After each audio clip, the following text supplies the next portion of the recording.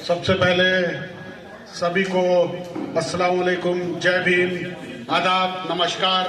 जो भी जिस धर्म संप्रदाय से है उसके हिसाब से मैं उसका खैर मकदम करता हूं।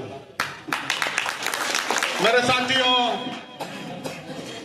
सबसे पहले संविधान के निर्माता और बहुजनों के, दलितों के, अल्पसंख्यकों के, मुसलमानों के, इन सबको वोट का अधिकार दिलाने वाले बाबा साहब डॉक्टर भीमराव अंबेडकर एवं मान्यवर काशीराम साहब, जिन्होंने एक बहुजन मूवमेंट स्टार्ट किया, उन सबको अपनी खराज अकीदत पेश करता हूं।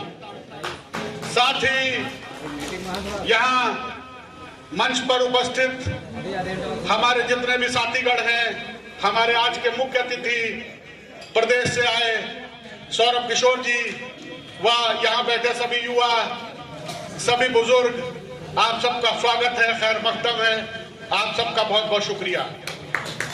मेरे साथियों, मैंने आज यहाँ लखीमपुर में आकर देखा कि यहाँ पर सभी समाज के लोग आए हैं, सबने बड़ी तादाद में पार्टी ज्वाइन की है, उसमें हमारे मुस्लिम समाज के भी लोग हैं। मैं बड़ा खुश हुआ, यह देखकर मैं बहुत खुश हुआ। मैं सबसे पहले अपना परिचय दे दूं आप सबको। मैं सीतापुर में रहता हूं और बसपा से मेरी दूसरी पीढ़ी है जो जुड़ी हुई है थी। मैं बसपा के साथ था। मेरे वालिद साहब सन 89 में सीतापुर सदर से चुनाव लड़े, बसपा से 1200 वोटों से हारे, अयूब खान नाम था। फिर 2012 में चुनाव लड़े, बहुत कम वोटों से हारे।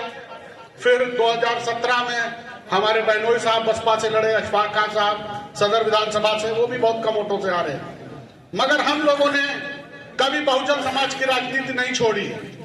हम लोग आजाद समाज पार्टी के साथ इसीलिए जुड़ गए क्योंकि हमने देखा अब जो मुस्तकबिल है, जो सारी चीजें हैं, वो मान्यवर चंद्रशेखर आजाद जी, हमारे भाई चंद्रशेखर भाई ही आगे बढ़ा रहे हैं। जिस कारवा को मान्यवर काशीराम साहब अधूरा छोड़ गए थे, उस कारवा को आज चंद्रशेखर भाई आगे बढ़ा रहे हैं। मेरे साथियों, मैं आप सबसे कहना चाहता हूं, खासकर अपने मुस्लिम समाज के लोगों से कहना चाहता हूं कि आप लोग बड़ी तादाद में भाई के साथ जुड़िए, भाई की नीतियों को आगे बढ़ाइए, क्योंकि सच्चाई में अगर आपको सत्ता में आना है तो भाई चंद्रशेखर ही आपको सत्ता में ला सकते हैं अपने साथ में, और कोई नहीं ला सकता है।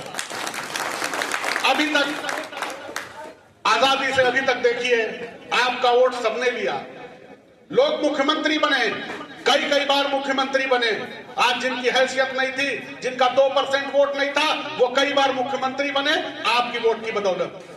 मगर आपको क्या दिया? एक डिप्टी चीफ मिनिस्टर भी नहीं दिया।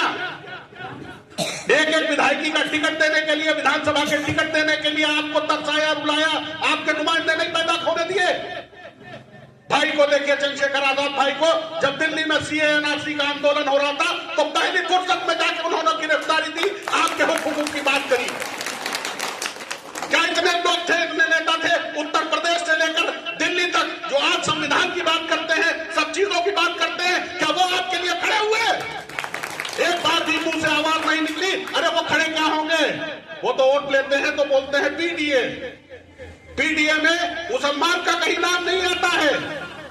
ए पूछो तो कहेंगे आधी आबादी, ए पूछो तो कहेंगे अगड़ा समाज दल, ए पूछो तो अल्पसंख्यक। अरे अल्पसंख्यक में तो 72 बिरादरी आती है, आप मुसलमानों का वोट लेते हो, ए बोलते हो। जब मुसलमानों का M नहीं बोल सकते हो तो तुम उनको उनका हक क्या दोगे? मेरे साथियों, मैं इसलिए बोलना चाहता हूं आप सबसे कि भाई चंद्रशेखर भाई के हाथों को मजबूत करिए, और आप लोग जब मजबूत करेंगे, खुल के मजबूत कीजिए। मेरे वालिद साहब एक शेर कहते थे, ये खामोश मिजाजी तुम्हें जीने नहीं देगी, ये खामोश मिजाजी तुम्हें जीने नहीं देगी, इस दौर में जीना है तो कोहराम मचा दो।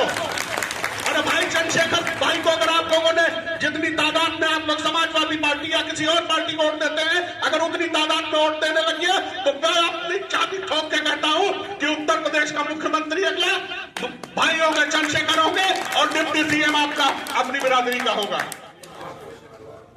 मेरे साथियों, क्योंकि प्रदेश से हमारे सीनियर भाई सौरभ किशोर भाई आए हैं, तो मैं चाहूंगा कि वो आप सबके बीच में अपनी बात रखें और मैं इसी के साथ अपनी बात को विराम दूंगा। अल्लाह हाफिज, जय भीम, जय भारत।